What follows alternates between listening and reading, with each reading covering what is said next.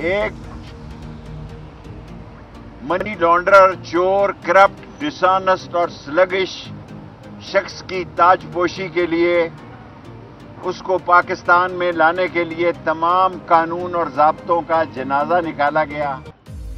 नाअहली के खिलाफ supreme court और अवाम के पास जाएंगे शेख रशीद। एक करप्ट और चोर शख्स की ताजपोशी के लिए कानून की धज्जियां उड़ाई गईं। मैं 17 दफा वजीर रहा, इससे ज्यादा नाइंसाफी क्या होगी कि इसे नाअहल करार दिया जाए। सरबराह अवामी मुस्लिम लीग की प्रेस कॉन्फ्रेंस। अवामी मुस्लिम लीग के सरबराह शेख रशीद ने कहा कि मैं 17 दफा वजीर रहा, इससे ज्यादा नाइंसाफी क्या होगी कि इसे नाअहल करार दे दिया जाए। एक करप्ट और चोर शख्स की ताजपोशी के लिए कानून की धज्जियां उड़ाई गईं। पीडीएम के खिलाफ इलेक्शन लड़ेंगे, चोरों की करप्ट हुकूमत के खिलाफ मैदान में आएंगे। हल्का N56 और 57 से कलम दवात की जीत होगी। रावलपिंडी में लाल हवेली के बाहर प्रेस कॉन्फ्रेंस करते हुए उन्होंने कहा कि कलम दवात पर हम इलेक्शन लड़ते हैं, हमारी सियासत रावलपिंडी तक है। मैं खाना काबा गया हूँ, अल्लाह को हाजिर नाजिर जानकर कहता हूँ कि कभी मरी रेस्ट हाउस नहीं गया। एक साजिश के तहत एक पार्टी को नाअहल करार दे रहे हैं। इनको पता है कि ये अवाम में हार चुके हैं। N56 और 57 में हम जीत कर रहेंगे, अवाम में तो ये शिकस्त नहीं दे सके। साबिक वजीर दाखिला ने कहा कि अहम लोगों से मुखातिब हूँ, बकाया ऐसे वैसे लोग हैं। मुल्क सियासी और माशी लिहाज से बैठ गया है। कागजात नामजदगी मुस्तरद करके 6 मरतबा मुंतखब होने वाले की तौहीन की गई है। एक करप्ट की ताजपोशी के लिए जमहूरियत का मजाक उड़ाया जा रहा है। एक मनी लॉन्डर करप्ट शख्स की ताजपोशी की जा रही है। इसके लिए तमाम कायद और ज़ाबित का जनाजा निकाला गया। इनका कहना है कि मुझ पर अभी तक नाअहली का इल्जाम नहीं लगाया गया। सुप्रीम कोर्ट ने मुझे भी सादिक व अमीन कहा, कल हाई कोर्ट में भी जवाब दे सकता हूँ। मुझ पर कुछ वाजिबुल अदा नहीं, फिर भी दे देता हूँ। मरी रेस्ट हाउस के आपको 942 रुपए की जरूरत है तो मैं वैसे ही दे देता हूँ। शेख रशीद ने कहा, जिसका अंगूठा एयरपोर्ट पर लगाया जाता है, दुनिया ने देखा जिसका एयरपोर्ट पर बायोमेट्रिक हुआ, वो हमारा रास्ता रोकना चाहता है। मुझे किसी ने कोई पैगाम नहीं पहुँचाया। चिल्ला काटने के दौरान मुझे कहा गया कि इन लोगों को छोड़ दो। चिल्ला काटा और किसी ने मुझ पर तशद्दुद नहीं किया।